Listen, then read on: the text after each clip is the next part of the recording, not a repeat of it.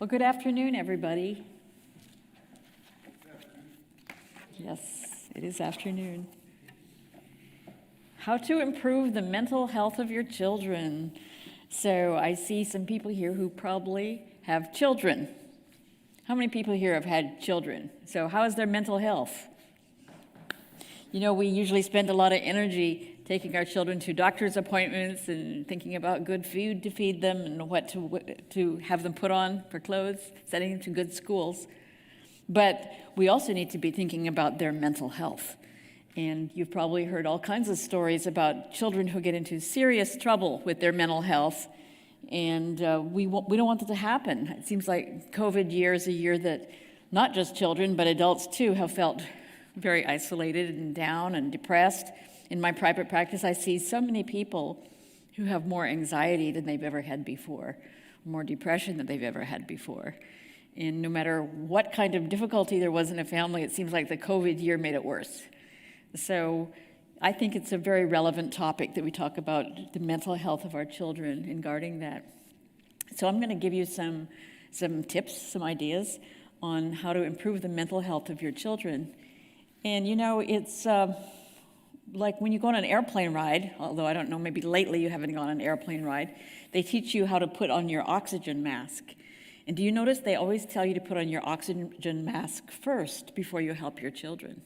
And in the same way, we need to make sure that we are mentally healthy first before we can take care of the mental health of our children. So I have given you a handout, and in this handout it shows a wheel. I don't think I have a copy of it. Jason, would you mind bringing me a copy of that one? And this is called a mental health wheel, I think it's called, or it's called a self-care wheel.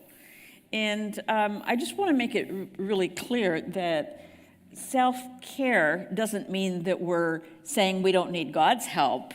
It means that we're using the gifts that we have from God to be able to take good care of ourselves. I just want to make that clear because I think there's some misunderstanding in the field of psychology or behavioral health that this is all, you know, our own doing and self-help and all that kind of thing. So, but this is a self-care wheel. So what this is a really practical little tool, and for people who might be watching online, usually it's a wheel that has these major sections. There's a physical, psychological, emotional, spiritual, personal, and professional. And when I see clients, even a couple, let's say, who's having distress in their relationship, sometimes it's necessary to just really stress that the first thing they need to do is take a bit better care of themselves. Sometimes that means getting better sleep at night, getting yourself a good night's rest. How can you solve problems if you're going to be like all anxious and stressed and irritable all the time? So for that, that would be something self-help that would be under the physical realm in this. And I urge you, with that handout I gave you, take a pen and maybe underline the parts that you could do better at or you think that you might need some help with. Sure enough, that one that I mentioned right there, getting enough sleep, is something. For each one of these things, and it's so individual, isn't it? The same things that would be good for you, Jason, might not be good for this person over here. So it's a very individual thing, but you know what you might need physically. You might need to start taking your medication again. You might need to be doing the vitamin D that your doctor told you need. You might be needing to go for a walk, all those things, physical. Let's go down to spiritual. I think that as church members here, you're aware of the importance of doing well for yourself in the spiritual realm. And this is not written by a Christian person particularly, but they do mention pray. So that's probably one of the biggest ones that I would emphasize. Your self-care needs to include quiet time and prayer time. It needs to going into nature. For some people, it would be volunteering for a cause. Does that make sense?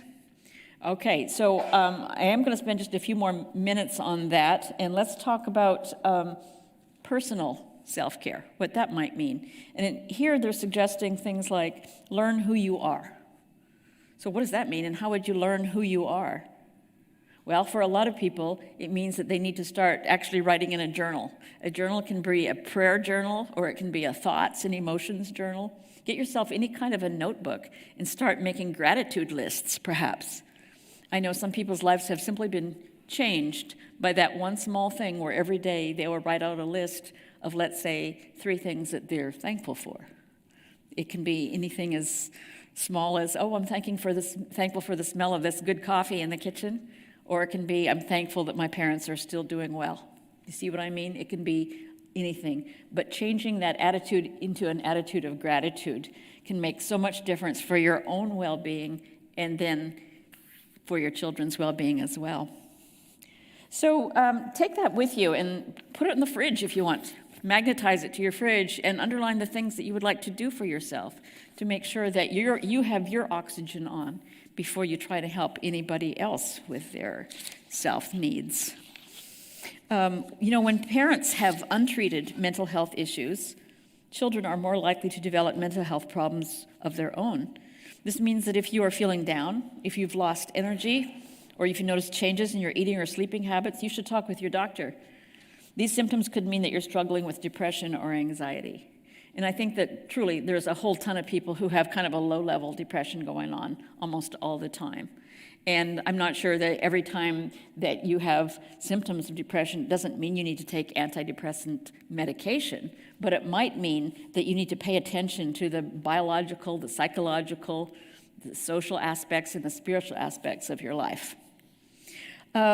So what's more, children, of course, are even greater risk for mental health problems if both of their parents are struggling with depression or anxiety. So get treatment if you need it. Research shows that when a parent receives therapy or medication to address mental illness, children's mental health symptoms improve as well. Secondly, on our list of things that you can do to improve your child's mental health is to build trust with your child. So this would mean keeping your promises, wouldn't it? It means when you say, oh, I'm going to pick you up from your game at 6, it means you're going to be there. I mean, life does happen, and there's an occasional time where you can't quite be there on time. Once maybe is okay, but don't let it happen over and over again. Otherwise, the trust isn't there. There's kids who don't have an adult that they can trust. They don't know whether, dad is going to be there because he's been drinking lately. Or they don't know if mom is so involved with being with her friends or whatever that she's just not going to show up like she said. She might not even come to the parent-teacher conference. So little things often are what's going to build up the trust. And by all means, do what you say and say what you mean. Your kids need you to be consistent, honest, and caring. So what about, is it okay to tell lies to your children sometimes? What do you think? I think most parents do at times, don't they? Like, oh, well, yes, your cat, we decided to take the cat to the farmer instead of, you don't want to tell them that you found your cat dead on the highway or something. Not okay? You'd go with total honesty? Well, there's some things that you don't need to share, but I don't think you need to share everything, but I don't think that you need to make it an untruth. Okay. What about you back there? What do you think about total honesty with children?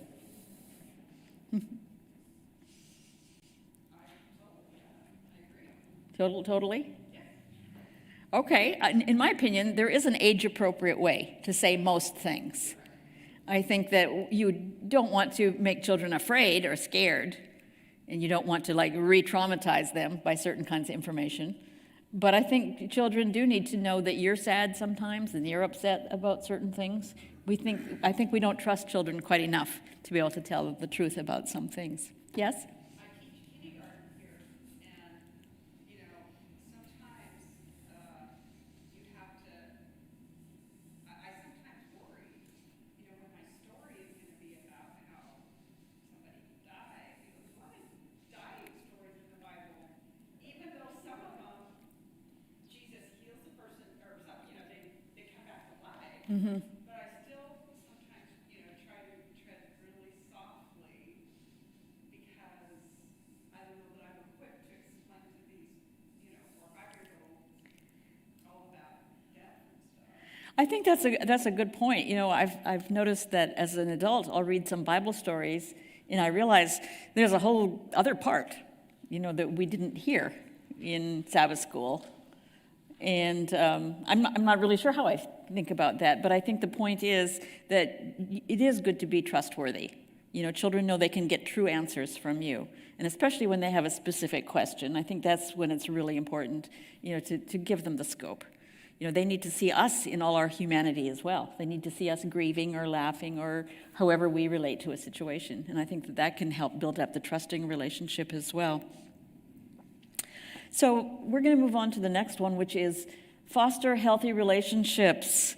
So the relationships that kids have with their parents is vital, but it's not the only relationship that matters. A mentally healthy child will have a number of relationships with other family members, such as grandparents and cousins, as well as friends and neighbors. Look at that happy group. Those happen to be people that I know and love, because those are my grandkids. And I think my happiest times, and I hope theirs are too, are when they're all together. And they're on my back porch eating some Vegelinks or something like that.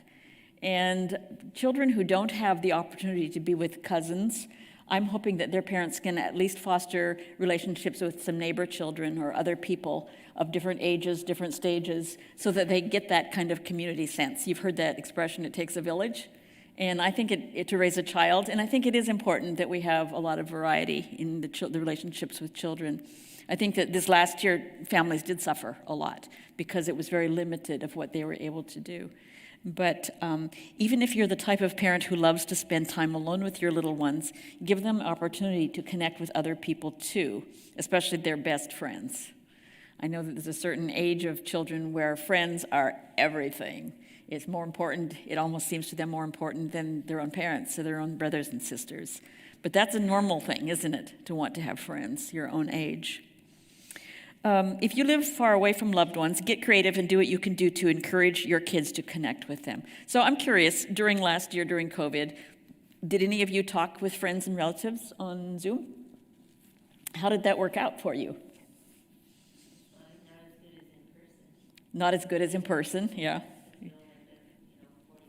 Yeah. Is there anybody who talks to anybody like overseas in a different country? You do that? So what time of day do you have to get on to be able to talk to them? 8 at night, and that's 4 morning over there in the Philippines. It's 4 in the morning for them? Probably 5 in the morning. Yeah, I've heard of some families where, even East Coast, West Coast, to say nothing of, Philippines or India or some other place like that too. Yeah. So it does take a little extra work, but praise God, we have all this technology now. It's amazing. When I was a missionary's child in Sri Lanka, we didn't have even phone calls really. I mean, we could schedule a phone call and maybe get through, but we had to go through an operator on that end and this end. And then maybe 3 minutes was about all we'd get. And so we would spend a lot of time writing letters by hand and getting photographs printed out and send them in the mail. So we made an effort. And so where there's a will, there's a way. It's almost too easy now, I think. And so with so many options, it's like, I just don't feel like doing it. But I encourage you to keep in touch with the aunties and the cousins and the grandparents as much as you can. It really means a lot to kids. I've seen some families where the children have really suffered because of a toxic, like a cutoff between the adults in the family, where all of a sudden, they'd see their cousins every week or often, and then suddenly the parents are all fighting, so they never get to see those cousins anymore. So I'm just saying it's a sad thing when children don't have those connections like that. So the next issue is to be consistent with your children. The importance of being consistent can't be overstated. Children crave predictability and structure. They want to know what activity they're going to do next and what consequences they will experience if they break the rules. So true confession here, I don't think I was the most consistent mom. I feel like sometimes I was more easygoing and then sometimes I was more willing to follow the rules. But I think that it worked okay. It seems like my daughters are good citizens, good people, because I think what happened is most of the time we did it the way we intended to do it. So I think the trust was there, although sometimes they had to kind of wonder, why am I being allowed to stay up till 11 tonight when last night you said I had to go to bed at 8:30? I mean, I suppose there was that kind of thing. But also, we're fortunate that had two parents in the family, so my husband and I both were able to kind of balance one another in that way. So consistency, I don't disagree. I think it's very important, but I don't want you to be like harsh on yourself if one time you're not able to be consistent. So, and along with the same line, help your children prepare for the new school year and other transitions by providing structure in their everyday lives. So recently, children went back to school, right? And so after months and months and months and months of no school, perhaps, all of a sudden things had to be different. And for some families, I think it might have been a bit traumatic that all of a sudden they're having to wake up at, 5:30 in the morning instead of sleeping until 10. And it just takes a lot of grace and understanding on the parents' part, and good modeling as well. So the next one we're going to go for is teaching stress management. Okay, so this is going to be an important part of your children's mental health. Here's a question. What's your EQ? You've probably heard what's your IQ, right? Your intelligence quotient. Well, there's such a thing as emotional intelligence. And that's what we're talking about here. Emotional intelligence is what enables children to grow up well and to deal with their emotions in a way that's healthy. We're going to talk about that for just a little minute. Emotional intelligence. Whoops, I'm getting ahead of myself here a little bit. I think that we have a handout on this. Maybe not, I'm not sure.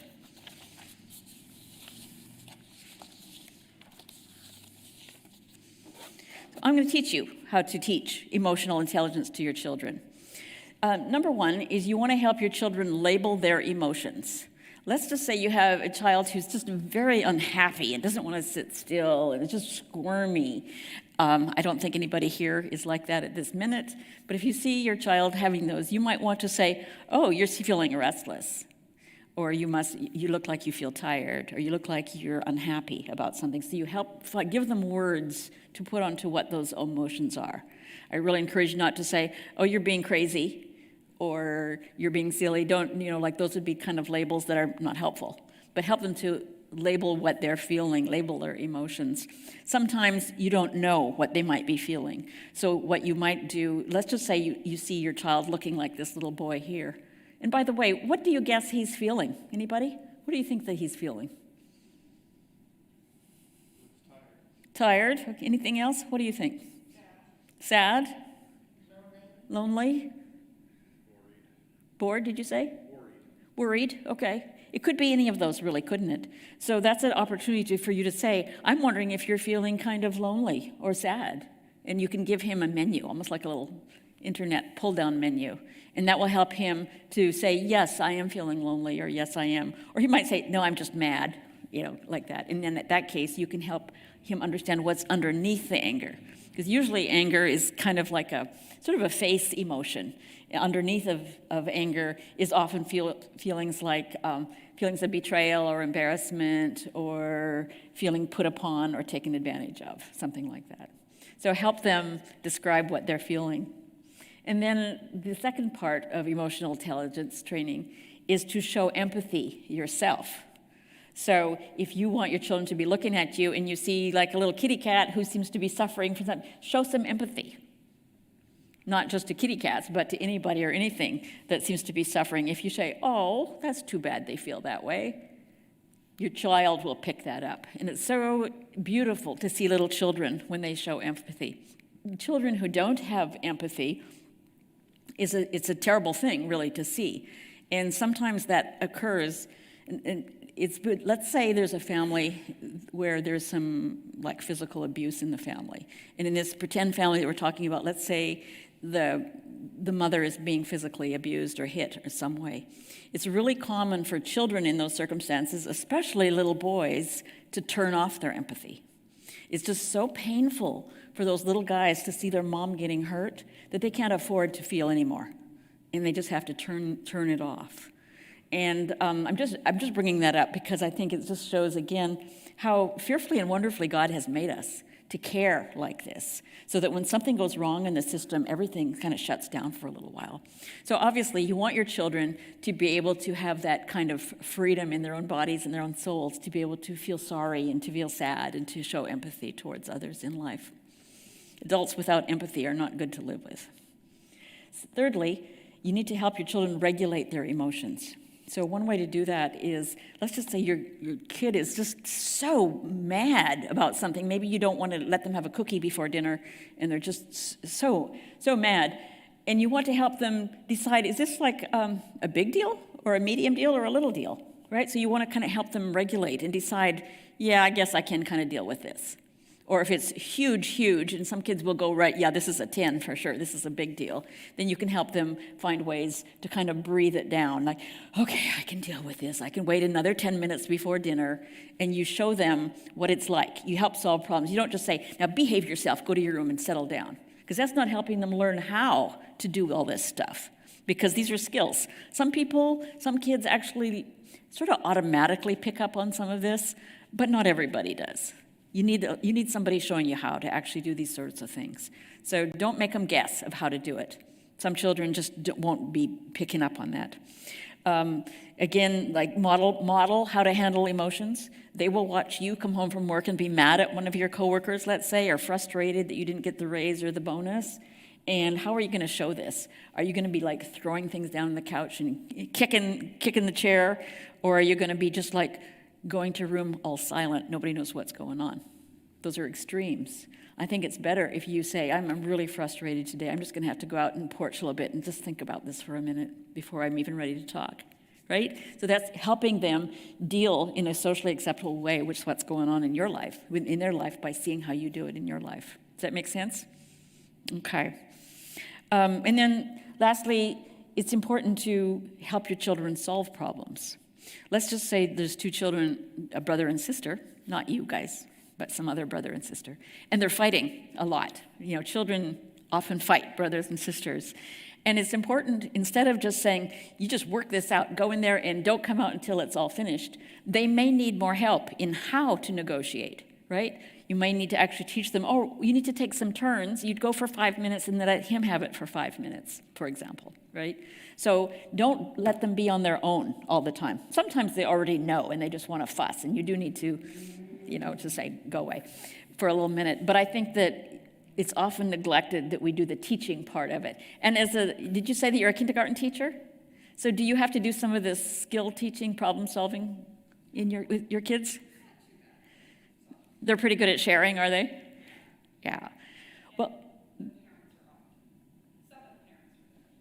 good. Yeah. Is that in the private school? No, I'm just talking about Sabbath school. Oh, Sabbath school here. Okay. Yeah. So you get them for an hour a week or something like that. Yeah. I imagine the regular school teachers are the ones who really have to do the training on that sort of thing. Yeah. And not just fighting with your siblings too. It might be, how do they solve a problem when they were perhaps the victim of some mistreatment at school. Actual full-on bullying is a little bit of a different subject, and you need to kind of advocate for your kids. But in some instances, they need to advocate for themselves a little bit, and you can teach them how to do it. You can teach them to go outside and say, no, that's my toy. You can't just take it and break it, right? You need to teach them how to stand up a little bit for themselves like that. All right. So the next one is establishing healthy habits. Everybody knows this, and you do this all the time, I'm sure. Brushing your teeth, getting good sleep, eating your vegetables, all the healthy habits. This could also be healthy habits of getting exercise and saying their prayers, helping with chores. These are all really good habits that make for emotionally intelligent children, to realize they're part of the team. And that brings me to developing self-esteem, which is a really important part of mentally healthy children. Now, self-esteem has kind of been misunderstood. I think that we all kind of hear stories about how children get awards just for participating or just for showing up, which some people believe that's a good idea, some not. I think it's more helpful to be very honest in your praise of children. And you don't need to say, oh, you're just perfect, when you're not perfect. They need to know that they are doing a good job before they actually get praise. First, you want to do your part in boosting it. And to do that, you provide genuine, realistic praise. Saying things like, you're the smartest kid in the whole school won't help your child develop healthy self-esteem. So you avoid praising things they can't control. What would that be? Avoid praising things they can't control. Any thoughts about that? How about their height? Oh, look at you, you're such a nice tall boy. Okay, so what, right? How does that help their self-esteem? It might make them feel a bit vain or proud of themselves. I mean, we definitely live in a selfie culture, don't we? Where, I mean, I can't believe some of my grandchildren on, Instagram. It's a lot of pictures of themselves, and I hope they're not watching right now. But anyhow, to me, it feels like it's a lot of, oh, look at me. And it's not always things that they have any part of. It's just how they look. They're just cute, And so I'm not sure how that really relates to self-esteem. I think it's more a little bit like vanity, to be honest. So you want to praise more like specifics. Oh, I like how you helped me with the cookies. That was really nice. You really worked hard with making these kinds of things. So kids feel better about themselves when they're able to do things on their own. So to help your kids develop self-esteem, you really do need to give them some chores around the house and let them do it. I see the dad is looking over there at the kids. It does help kids feel like, yay, I'm part of the team now. I did good, and Daddy is really proud of the way that I vacuumed, and Mommy thinks I did a good job of sweeping the porch. And that will help them feel important in that family structure. Another idea is to help your child develop healthy self-talk. What does that mean, self-talk? When your child says something like, I'll never be good at math, it might be tempting to say, oh, of course you will, right? But what if really probably not? That won't help them develop a healthier inner dialogue. When your child says negative things, you could ask questions like, well, what might help you get better? Or what do you think you should do about that problem? Instead of just like brushing the problem under the rug, just like, oh, you're perfect just the way you are, no problem, I'll still love you forever, even if you can't do math. You might help them solve that problem. So another question to ask is, what could you do to get better, or what's the evidence that that's not true? That would be for children who are a little bit older, let's say. Let's just say your son comes up and says, I'm never going to have any friends. And you could ask them, well, what makes you think that would be true? Instead of just arguing and say, oh, come on, you're a wonderful kid. Everybody loves you, right? It would be really good to help that child understand what it is that makes him think, or for you to understand what makes him think that. He might say, well, there's these other kids at school, and they always kind of laugh behind my back, and I don't know what they're laughing at. Great opportunity, right, for some more dialogue. So help your child draw healthier conclusions, because at the end of that kind of discussion, you might be able to give them some ideas of how they can be more friendly at school, or how they can approach those kids who are being exclusive.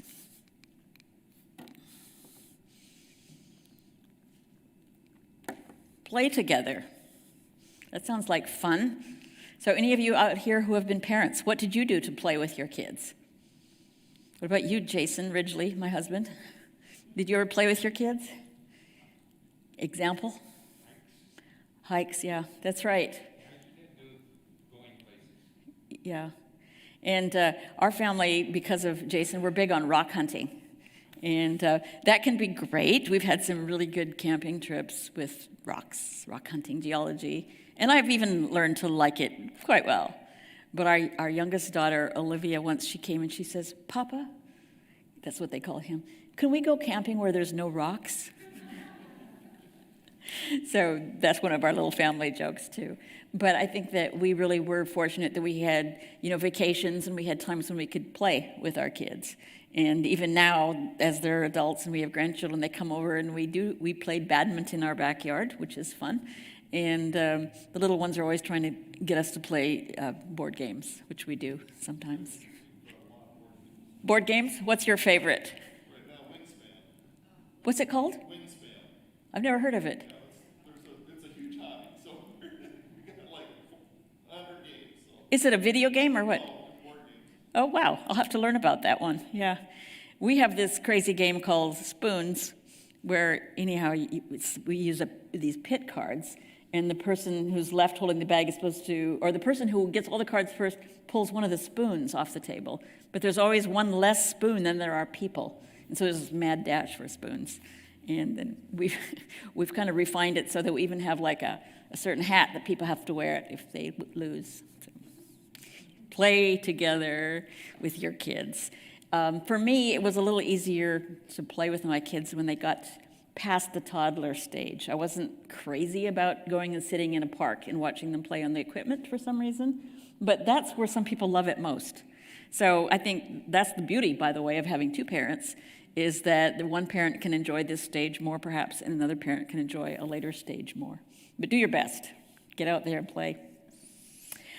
Studies have also shown that engaging in healthy play can benefit kids in a number of ways. So one study found that a child's odds of being happy increases, and their risk of depression and anxiety actually decreases by playing with them. That's pretty profound, isn't it? Plus, laughing and playing together are great stress relievers for you and your child. While playing with your child, you'll not only strengthen your relationship and bond, but you'll probably find yourself having fun too. Seeing a parent let go of worries can assure kids that they can do that as well. I really think that our kids and grandkids, they like nothing more than seeing their parents laughing and having a good time. You can just tell it just kind of fills their soul up to see everybody having a good time. So you want to watch for red flags for your children's mental health. Some children are naturally a little self-conscious and more pessimistic than others. That's not necessarily a problem, and you teachers, you know that some kids are just a little bit more withdrawn. However, there's a line where normal struggles turn into a reason for concern. For example, if you notice that your child feels sad or overly anxious about normal situations, like meeting new people, there might be a problem. People can have a little bit of stress about meeting new people, but if it gets to be so they can't even sleep and they have stomach aches at night because they're going to meet somebody new, then I think that's a bit of a red flag. Likewise, a change in mood or behavior that lasts more than 2 weeks. For some reason, 2 weeks seems to be the time period, if that mood is going on for more than 2 weeks. And for myself, watching children, sometimes around adults or their parents, they'll look very moody. They'll look very down, very angry, very closed down. But then 2 minutes later, they're playing with friends, and they're just happy as can be. So I think you don't need to worry too hard about that, because that's a little bit more along the line of manipulation for some reason, trying to figure that out. But so just keep an eye out and watch for those red flags. Also be on the lookout for issues concentrating and inability to sit still and struggles with focusing at the task on hand. I know there's so much talk about ADHD, and we don't want to slap everybody with that ADHD label, but some kids really do have a hard time sitting still and focusing. And I think that the parenting that works best for children who have ADHD issues is actually just super duper parenting. It's the same things you do. You set limits and you have consequences and rewards, but you have to be much more on the ball if you have a kid that's high energy or has attention deficit issues. So before you get too worried, though, remember that the problem that you're worried about initially might not be too long-lasting or too serious. Sometimes a little bit of stress can cause a child to display a few concerning signs, but it usually subsides. I think in our culture these days, one thing that parents worry about is whether their children are bored. And my opinion is that a little bit of boredom is actually a good thing. I think a little bit of boredom can really lead kids towards more creativity. But you need to just kind of keep an eye on it, because kids are getting quite addicted to their devices. And so you'll see some really, really negative behavior if you suddenly take away their devices. And maybe that's the way to go. Maybe that's okay. But just be prepared for it, because I think even as adults, I'm not innocent of this either. It's so easy to get really attached to your devices and just go there. Any little time is sort of down, or my mood's a little low, or I just need to change my whatever, go to the device. It's too easy, and our kids are even more vulnerable for that. So let's all work together actually with that problem. I think it's actually a national epidemic of attention deficit, and I think that we're going to have to figure out something pretty soon. Otherwise, we're going to see a lot of kids that are struggling worse than now. It's my opinion. So lastly, seek professional help if you find that your kid needs it. It's estimated that only 21% of children with a mental health issue actually get treatment. That means the vast majority of children with mental health problems aren't getting the help they need. It might seem like a drastic decision if you need to go see a counselor, but it's never really too early for even young children as young as 3 or 4 years old to see a counselor if you think that's necessary. In fact, sometimes the whole family could attend counseling if one child is displaying some symptoms of poor mental health. I think that there's families who assume that if there's a divorce, the children are going to need counseling. And I would say not necessarily. You don't need to think there's a problem unless there's a problem, basically, right? So it's just not a lot of problems will resolve themselves with enough love and care and so forth. I don't know that a professional is always necessary for common problems such as a pet dying or a grandmother passing away, let's say. All right, so remember in Philippians 4, 6, and 7, it says, "Be anxious for nothing, but in everything by prayer and supplication with thanksgiving, let your requests be made known to God, and the peace of God, which surpasses all understanding, will guard your hearts and minds through Christ Jesus."